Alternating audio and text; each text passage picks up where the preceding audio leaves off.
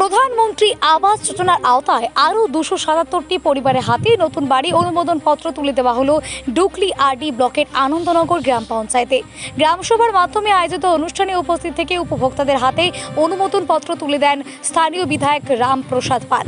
18 সূর্য মণিনগর বিধানসভা এলাকার ডুকলি আরডি ব্লকের আনন্দনগর গ্রাম পঞ্চায়েতে প্রধানমন্ত্রী আবাস যোজনার আওতায় মোট 277 জন উপভোক্তার হাতে ঘরের অনুমোদন পত্র তুলে দেওয়া হয়। গ্রামসভার মাধ্যমে আয়োজিত এই অনুষ্ঠানে প্রধান অতিথি হিসেবে উপস্থিত ছিলেন বিধায়ক রামপ্রসাদ পাল। তিনি উপভোক্তাদের হাতে আনুষ্ঠানিকভাবে ঘরের অনুমোদন পত্র তুলে দেন এবং সরকারের জনকল্যাণমূলক প্রকল্পগুলির সুবিধা সাধারণ মানুষের দোরগোড়ায় পৌঁছে দেওয়ার অঙ্গীকারের কথা তুলে ধরেন। অনুষ্ঠানে উপস্থিত ছিলেন ডুকলি ব্লক চেয়ারম্যান ভোলন সাহা, আনন্দনগর গ্রাম পঞ্চায়েতের প্রধান শম্পা দাস বর্মন, জেলা পরিষদের সদস্য মনোয় লোধ সহ অন্যান্য জনপ্রতিনিধি ও বিশিষ্ট ব্যক্তিবর্গ। অনুষ্ঠানে জানানো হয়, চলতি বছরে ডুকলি আরডি ব্লকে এলাকায় প্রধানমন্ত্রী আবাস যোজনার আওতায় মোট 8,147টি ঘর প্রদান করা হবে।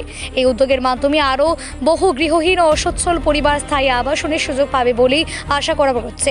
গরিব ও প্রয়োজনীয় পরিবারের জন্য পাকা বাড়ির স্বপ্ন বাস্তবায়নে প্রধানমন্ত্রী আবাস যোজনার এই উদ্যোগকে স্বাগত জানিয়েছেন স্থানীয় বাসিন্দারা। 4,860টা ঘর টোটাল এই বিধানসভার মধ্যে, টোটাল 5,000-এর মধ্যে 160টা ঘর আছে, আর বাকি সবগুলি ঘর স্যাংশন হয়ে এসে গেছে।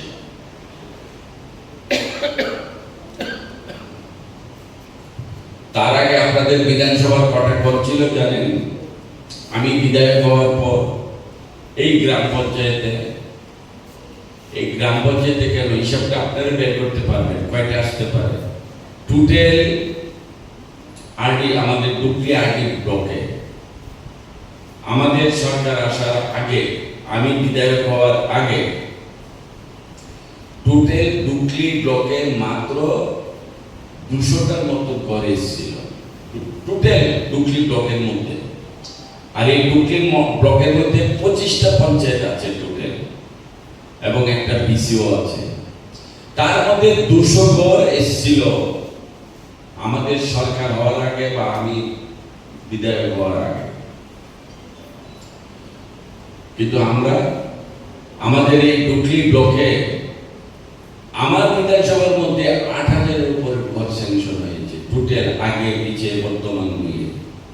আগে বলতে কি আমার সময়কাল, আমাদের সময়কাল, আমাদের সরকারের সময়কালের কথা বলছি। টোটাল 8,000 শুধু সূর্যমণিনগর বিধানসভাতে ঘর স্যাংশন হয়েছে। আর আমাদের ব্লকে তো 16,000-এর মতো ঘর স্যাংশন হয়েছে আরডি ব্লকে। আজকে এই যে ঘরগুলি আমরা দিচ্ছি কাদের জন্য? আমাদের এই এলাকার মানুষের জন্য, মানুষের সেবা করার উদ্দেশ্য নিয়ে এসেছি। আর সেই জন্য এই ঘরগুলি আমাদের জনগণ পাওয়া উচিত, তাদেরকে দেওয়া উচিত। সে যে কোনো ধর্মের হোক আর যে কোনো রাজনৈতিক দলেরই হোক, আমাদের একটাই যে আমরা গ্রামবাসীর সেবা করব। এই গ্রামের মধ্যে, আনন্দনগর গ্রাম পঞ্চায়েতের মধ্যে যারা আছে আমরা সবার সেবা করব, সবাইকে আমরা সবকিছু দিতে চাই, সবাই স্বাস্থ্য সবাই পায়।